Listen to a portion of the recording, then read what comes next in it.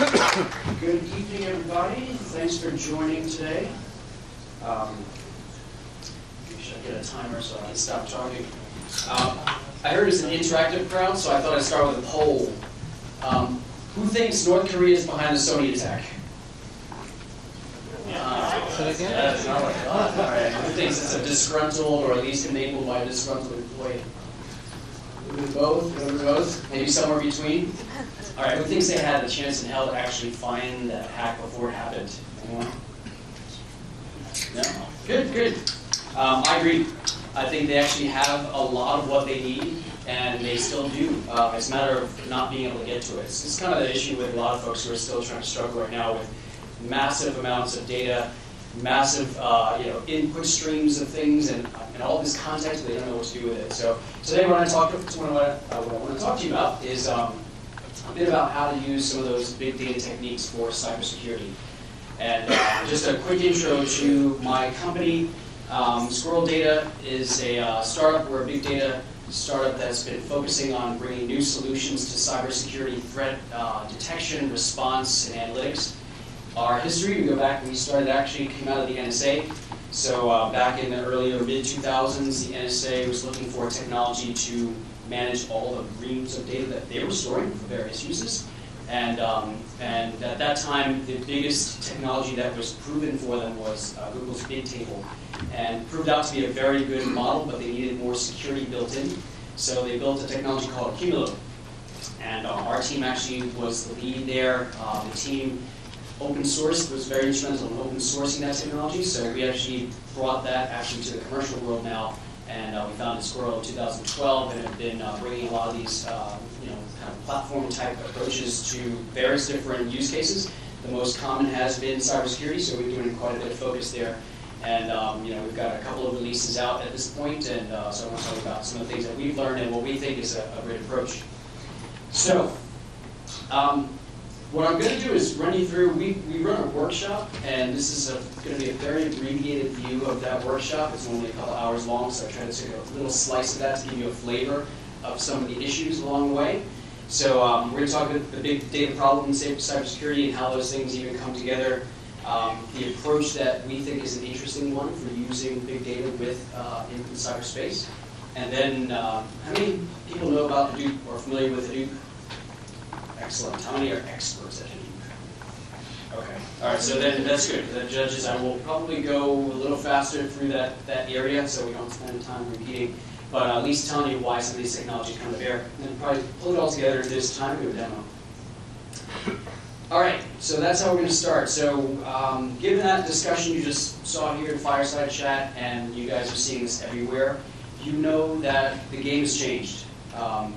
It used to be that people were just putting in, protection devices and firewalls and IPS and IDS, all these great techniques to be able to stop all these folks coming into your data sets and data centers. The problem is things have really changed with targeted attacks these days. And people who are behind them, as you'll learn, they're learning the techniques have gotten much more interesting, much more sophisticated. So what used to be just generic malware is much more oriented towards zero-day type of attacks. People would spray and pray and throw these out, and now you're doing specific phishing or mailing, going after high-value targets in companies. So the game has definitely changed from the outside. It's still changing from the inside, and I think for those of you who are either part of a CISO group or are CISOs, you know that your attitude, if it hasn't already changed from I can prevent things to happen to saying just give it up, it's hacked, it's breached, let's just, how do we respond, how do we deal with it? That mentality is something that everyone's got to understand that's where you need to be. So that realization also says that the techniques and the technologies I'm using probably are not sufficient anymore. So for the smash and grab folks, yeah, you'll keep some of the folks out of your network with the various IPS, IDS, IDS, whatever it might be. But these really sophisticated surgical types of attacks, it's just not cutting it. So, what is there to do? I mean, where do you go from here? What are people doing? One of the interesting parts when it comes to the data side of it, everybody's talking about big data and this big data security problem, or this security big data problem, whichever way you want to word it. The really interesting part that we see is that everyone says, I've got all this data, I've got all these devices, I don't need to collect anything else, right? I've got all these things coming in. I just don't know where do I go with it? What do I take? What do I do with it? How do I connect it?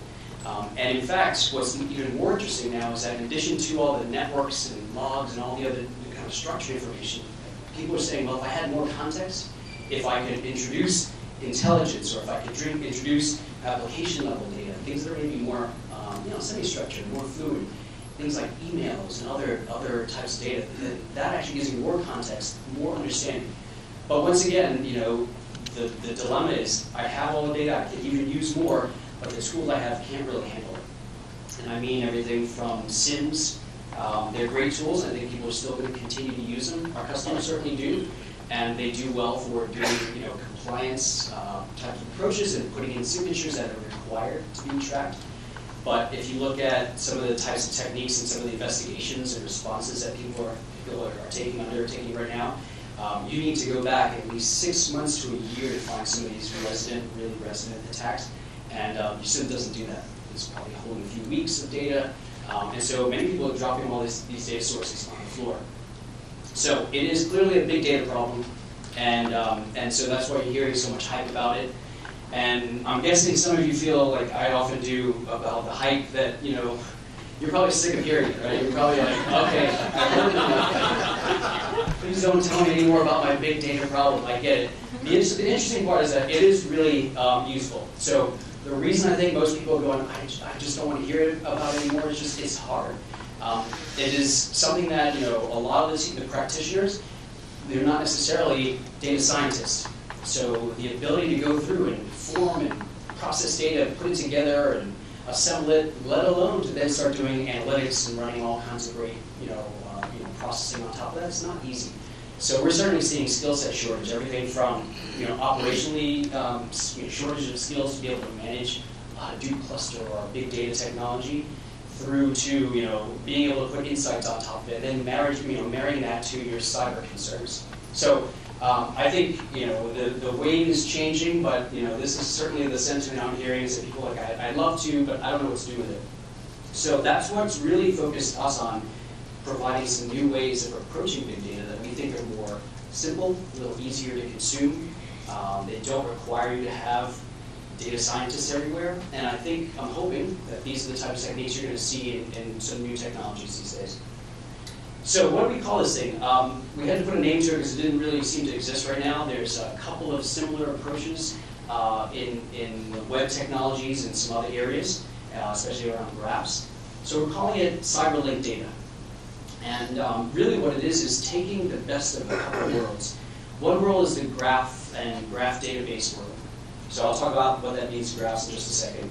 But the other is, really the web ontologies. Anyone familiar with some of the work going on in W3C around RDF and being able to describe entities and links around the web? This really interesting technology is really difficult to deal with, and some of those specs are bears to deal with.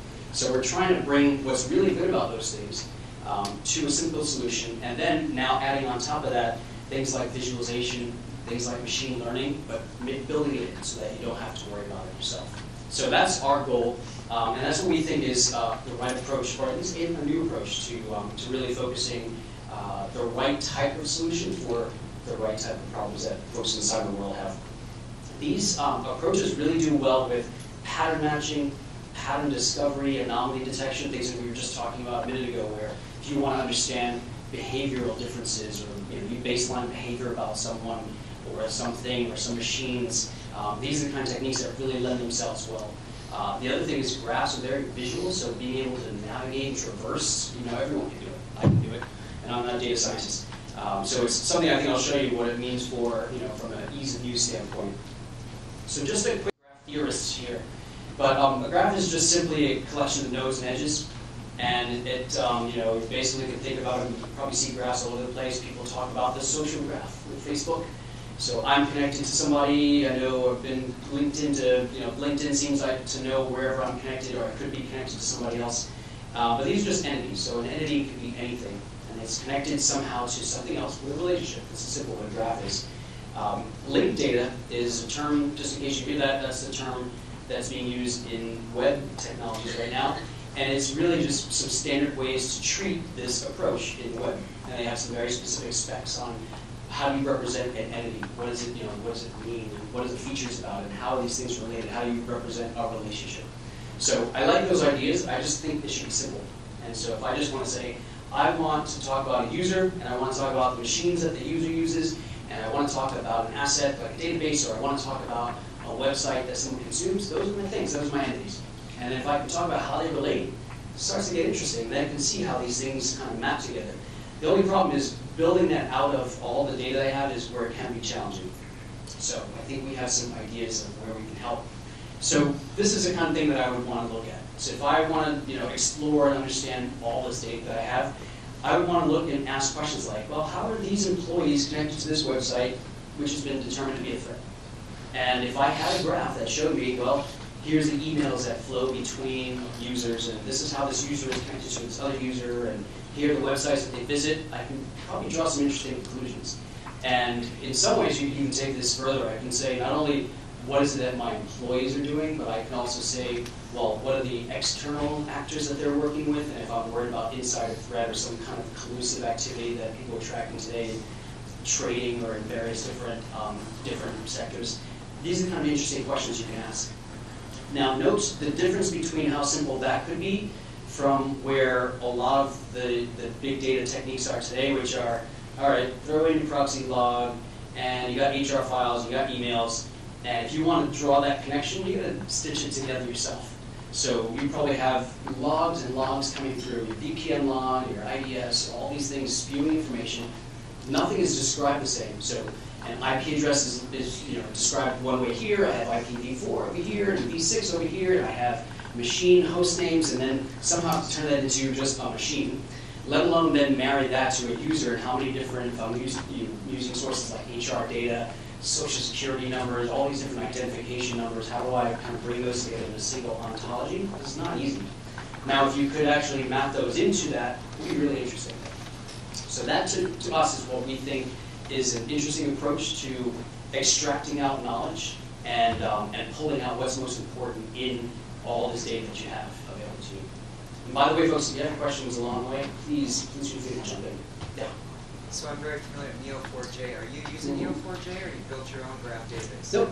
We actually have a data store. So Accumulo that I'll talk about that we kind of came out of the NSA is a key value store.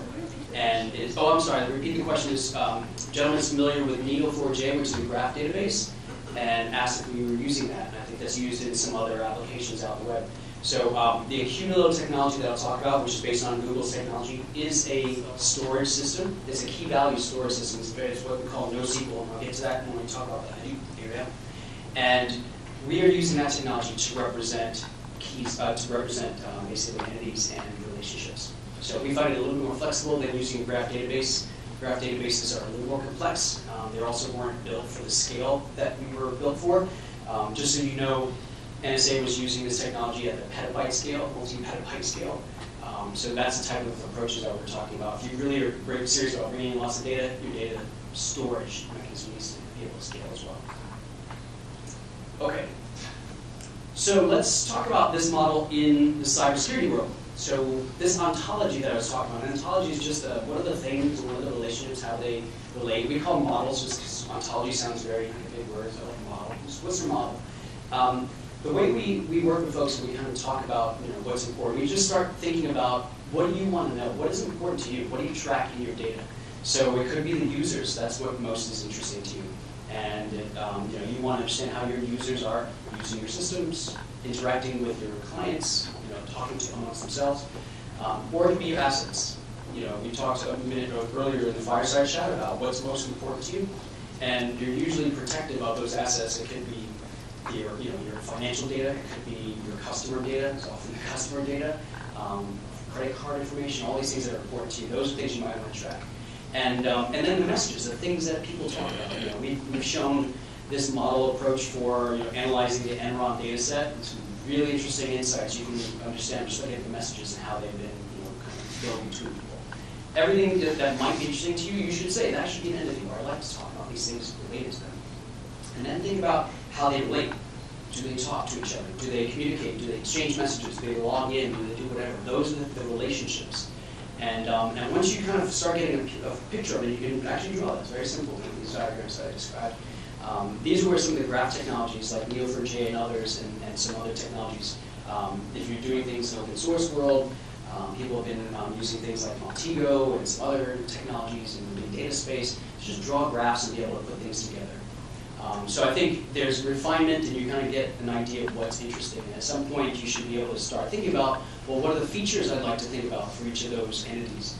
So if it's a user, I want to think about the number of times that they log in per day, because maybe I want to track to see this is not normal for this type of person to be logging in this many times, or during this time, or from across the world, whatever that might be. If it's my machines, my hosts, maybe I want to talk about how many bytes were transferred between them, because there are times when I start seeing data flowing between machines that I don't expect, or a machine that's a gateway machine and things are going outward and it's a very large amount of data. I might be worried about that. So think about the entities and the features that you also want to think about. So that's what, kind of the whole modeling. And I think it lends itself very nicely. Again, you haven't heard me say anything about data science. I haven't done anything very technical. It's just a modeling type of approach. Now, once you kind of start from that simple approach, then you can start, adding to it. This is a simple, like I just mentioned, a couple of things that you might track.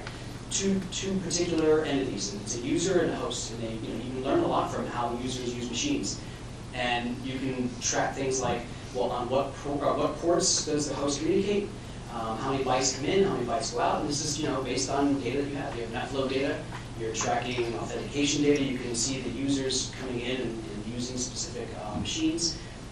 You might also be looking at specific HR data is one that we like to say. So if I'm looking in context of something, and I see that a user is an expected user of this system, great. But how do I do that when I'm down in the ground, looking at these logs in NetFlow? There's no connection and tied to, this is my CFO who actually is doing this stuff. That should not happen, right? I have no way to bring that world together. So this is where we are really focused on, think about all the sources of data that you have, and then just put this layer on top of it. You can then get more sophisticated. Obviously, we have people that go beyond and they start thinking about new ways of categorizing and saying there's sessions between users and the bytes per hour, and you can track all kinds of cool time series things. Those things can evolve. But what's really interesting for this, as you can see where we're building for this, is that when it comes to doing an investigation, let's say you've learned about a threat, so one of your devices is kicked off, and your target and its FireEye has told you there's something that happened. Where do you go? Right? You start coming through logs. How do you assemble all stuff? Those guys had a tough time. That's kind of why they didn't find the attackers. If they were able to just say, well, hey, this kicked off and keyed me in about something. Now let me explore that relationship between that and the, let's say it was a user. Do I expect those users to be on this network? Do I expect this type of asset, that software that really doesn't even exist? Should that have been working with these assets? These are the kind of things that you can actually visualize and start looking for. So to us, I think this is a really interesting approach. I know it's a very abbreviated view of what linked data and cyber, kind of in cyberspace is, but it's something that you'll see more of as you hear people talk about NoSQL type databases, graph databases certainly, and ways of using them in the cyber world. So, any questions on anything in that space? I'm going to talk more a little bit about Hadoop because this is where it comes together in terms of the big data technologies, but in terms of that model and how we think that overview of big data can help. Okay, good. So here's my 5-minute tutorial on Hadoop. This will be fun. So when Hadoop started, it was really two things. There was a file system and a processing layer called MapReduce. And that's really what the version 1 of Hadoop was for quite a long time. And it's now evolved just recently, not too long ago. It's been evolved into Hadoop version 2, where they stuck in another layer because they realized that, wow, we have this idea of being able to just to use these commodity machines and be able to run all these great jobs, but they need to be able to talk and coordinate and actually use resources in a nice fashion. So they created yet another resource negotiator, this other layer, Yarn. And but that's basically what the Hadoop really stack is. That's the kind of the core. In doing this, though, they've now included and incorporated the ability to run all kinds of other apps on Hadoop. So besides all the apps that people are building today, on whatever might be people using it for everything from customer experience, relationship management, to sales management, understanding, what are people doing on websites, all that. It's lots of great things that they're using for. Now you'll see apps being built and plugging in right on top of this framework. So everything from NoSQL databases, like John was just mentioning, to processing frameworks, like one I'm going to talk about, it's called Spark. Lots of ways to use this big processing infrastructure. And if you think about what it really does, is it basically puts data, spreads it across a bunch of machines. So you get cheap machines, and that's the whole idea, is you use these commodity machines. Spread your data all over it, and then you replicate it so that it's fault tolerant and all that available good stuff. And then you also distribute your processing. So you can run really cool calculations across this massive data set that you couldn't do on a laptop or on a single set of hosts. That's basically what it's about. And so the promise has been, it's been going for years now. People are very excited about it. It keeps evolving. I often have a hard time keeping track of the ecosystem because it's evolving so fast. There's so much going on. There's so many different frameworks. There's Apache's involved, and there's other, very important works that, prominent Hadoop distributors. They're always introducing new technologies, and so there's a lot of different angles of it that are developing. But ultimately, it comes down to that's what it does for you. The other angle to Hadoop, and you've probably heard of NoSQL in general, but in case you haven't, there's also, at the same time as this big data thing was happening, there's been a change in the database technology world. So Oracle forever owned pretty much the database technology, and all of a sudden people said, there's other ways to store data, especially for this new world of big data where I have lots of ways of connecting and putting things together that don't necessarily fit in a simple table structure. So the NoSQL movement came out, and all of a sudden you see this is a very small list of them, a huge number of database technologies coming out. And they all started having a purpose. They actually had specific things they were really good at. They gave up something to get something else, so they often gave up availability to provide scalability or network partitioning performance in order to get better connectivity. There's a lot of different calculations of what people have put together to come up with these. But they've organized in a couple of different ways. Some of them have been focused on key value stores, of which our technology is one. So that means just being able to stuff a simple key and value together and massively scale that out. Others have done graph databases like Neo4j that Jennifer was asking about. Some have talked about document stores. MongoDB is one of the best known. You just store documents and place to store all kinds of data. So none of those really works well for in a traditional relational database. There have been some massive NTP databases, one of which I worked for, but most people are looking for other technologies. So you see this often come together with the Hadoop world, especially technologies like HBase, which is sort of the native NoSQL data store. And the reason you need that is because if you're going to put all this stuff on a file system, you probably want better access than just being able to read a file. So these databases are now built on this massive file system. They can scale to petabyte levels, and then they give you things like SQL access. You can look things up very quickly and not have to worry about different covers. So I just mentioned that we built one called Aquila. This one, our technique and our focus was, as I mentioned, it was about scalability certainly. So we needed to scale the massive amounts. That's where the key value, very simple approach came into play. But also our take was to focus on security from the ground up. So that meant that at a very low level, every field that you bring into our database can be secured, and you can label it, in fact. So you can say, this piece of data, this one particular field, is personally identifiable information. Sorry, too snarky. And so I'd like that stored and secured a certain way, and then I can match my labels to my access controls later. And so unlike a database that might have row-level security, if it has it, where you have to cut out a whole level of a row to be able to secure it and mask it, we can actually go down to the field and cell level. So that was kind of our take on what was different about ours. And that's played very well for us because we take our technology into markets where the context requires putting in data that can be very challenging for them, and that's regulatory reasons. So they're putting in data that's very valuable. So if it's customer data, they have regulations on it. If it's PCI-related data, all of it needs to be secured. So we made sure that from the ground up that we were securing this data at any level, and it doesn't impact the analyses because you can just take out that one piece, the rest of the data is still there. So, so we've had some great success in financial services and healthcare. We're very heavily regulated markets. Probably about a year, maybe a year and a half, people are talking a lot about this Spark thing. So just to tell you about the processing framework from Hadoop, it was called MapReduce, and that was great, and it was a very batch-oriented system, so that means you run a job and you kind of wait, because this is big data, and you sit there and wait, and people like that. But they really wanted a little bit more real-time processing. So some smart folks out of Berkeley were kind of inspired by this problem and created an in-memory compute layer that basically speeds up big data calculations. And they've done a great job of marrying it to Hadoop. It doesn't have to be. You can actually run it separately on its own. But it does now kind of ignite the Hadoop world and the big data world by giving people a faster way of processing. Because that was one of the big complaints. I love storing all this stuff, but boy, it's really slow, and I have to wait. These batch calculations take forever. And if I have a real-time scenario, whether it's I'm servicing my customers or if I'm doing a cybersecurity investigation, time is important. So these are the kind of things that technology that speed this up.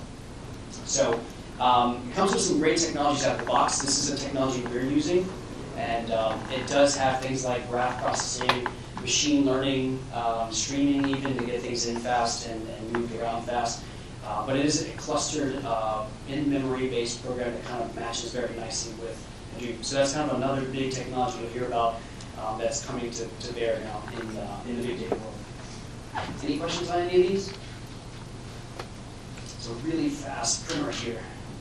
So, so I'm gonna, how would I maybe make use of all this in a big data space, or sorry, in a cybersecurity space? So, first thing, as I mentioned before, I would start with some type of ontology.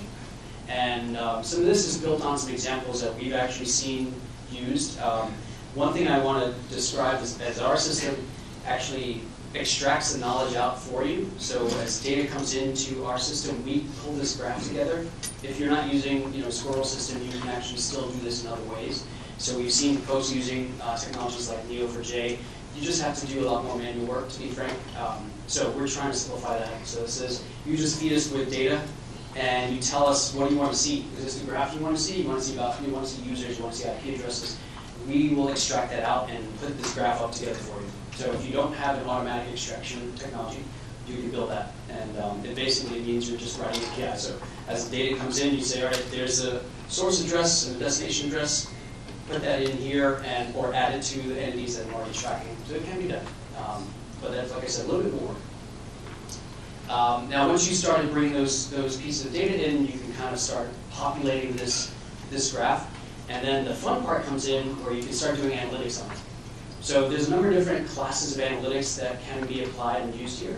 There's everything from the structure of the graph itself. So let's say on the normal side of the structure, you would see in this very simple IT scenario, you'd have a host, and it's behind the gateway as is an app server and a database server, and these are kind of how they would talk to each other. And in an abnormal structure, you see that your database server is talking to the gateway and there's data going out. I know it's a contrived example, but that's the type of thing that you can find with a graph where you say, I don't expect any relationships between that database server and my external gateway. So if there's anything going out, I need to be notified about that. So there's some interesting structural analytics you can run here. And somebody might be doing something like multi-hop exfiltration, where most likely they did it at the target hack, where they basically said, I want to set up some malware that kind of reach some accounts, then they set off a drop-off point, which had external access. And then they started feeding it with credit cards. Right? So when you see these links that you don't expect to see, that's interesting data. So if you imagine you're kind of sifting through and you're told about it, this is something you can find. Now you can also do some other interesting things like people are doing in social networking, where you can start understanding how do my assets relate? What's a real VIP asset? Like I expect this database to be, what everybody's using, but all of a sudden it hasn't grown. If I look at my graph and I look at some of the analytics, I'm using some calculations that tell me there's actually another node that's become more important, and everyone's actually using that. It could be that It's my developers now use a new system for their code storage, and everything's going from here. Or it's some other application that came online and it's changed the network behavior, and all of a sudden what I thought I was protecting well, we talked about sloppy kind of protection, maybe they also didn't know about that they should be protecting that asset. These are the kind of things you can discover. And so using social analytics, in a sense, the kind of techniques that you see in social analytics applied here comes in really interesting. There's also a lot of other things. I won't go into all the details, but one of the things that we're spending a lot of time on with folks right now is on outlier detection. I think that's where some really interesting promise lies. And that's really where you're doing things like baselining behaviors, baselining behavior of a machine. There's a lot of user behavior baselining right now that's very interesting. So account takeovers or rogue employees, where you just say, you know what, normally my HR person or my engineer or my business person normally acts like this, and now they're starting to act differently. And so if I don't have a baseline for their behavior, I can't really tell that they're outliers. But I can start tracking those kind of things. You can also baseline a whole graph and say, normally my network and my communications work with each other this way. And I'm seeing that shift. Something's changed, and I don't know what that is. And you can start finding some really interesting differences in your behavior. So those are kind of the key things that we're trying to work on right now. There's a lot of analysis techniques underneath the covers. I won't bore you with the details here, but we are using some of the built-ins from Spark and other places, and we're also customizing and building our own. So this is where we're seeing a lot of companies, financial services, and a lot of smart data scientists. We're learning from some of those guys about techniques for doing things like fraud and waste and abuse. Those techniques really apply well for the cyber world too. So whether it's collusive behavior or just linking of certain types of behavior and how people look at how an asset is being used, it's a really interesting space for outliers right now. So you're seeing a lot of interest right now in the data science community, people working on these algorithms or bringing together in a certain way. To me, one of the things that matters the most is that you can visualize it. So it's just an example, and I don't know how much time I have, if I have time for it. I may have a quick example to show you how this comes together, but this is a web app that we put together as kind of our web interface, and you can see that the more visual, in fact, maybe I'll just go through it very quickly, since I have 2 minutes.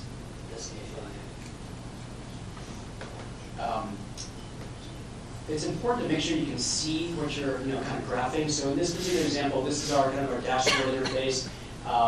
These are kind of built on these metrics that I'm talking about. So if you're tracking user login counts, you can see things like that. It's very visual for these cyber analysts to be able to see high-level summary and metrics.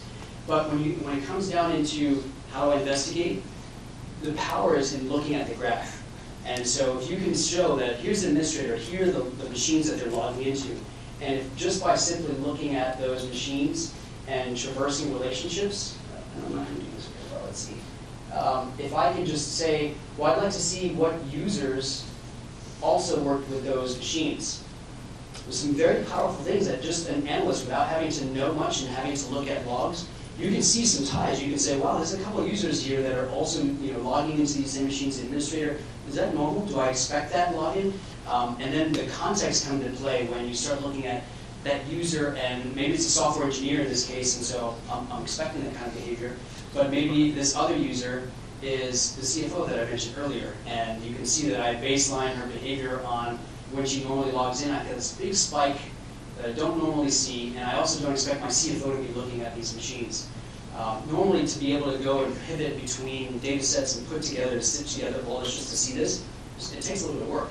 So these are the kind of things that we're seeing, that being able to take advantage of a big data asset, not only just all the data sets you have, put as much as you can, you get so much more context that you can actually see and visualize and be able to traverse, that we think it's a great way to approach some of the cybersecurity problems these days. And actually, we're seeing a lot of those in a number of different areas, everything from advanced persistent threats, which are the very targeted, specific, surgical ones that we talked about. Insider threat shows up in everything from hacktivism that we were talking about earlier, to theft of IP and fraud. Incident response handling, we talked about how fast can people find and respond to an incident. If you have a tool that lets you traverse and understand very quickly, you spend a lot less time digging through logs. You're going to find that person and mitigate damage much more quickly. And then there's a rise now with this idea of the hunter. So folks are doing proactive looking and searching for things that are wrong. how better of a way to do that than using and traversing a graph? So, so we think, this cyber-linked data, we believe it's a great approach to how you bring big data and all these cyber details and logs, make them really useful. Bring in intelligence feeds, SIMs, everything you have. And I think that it's a great way to spur a new way of looking at cybersecurity.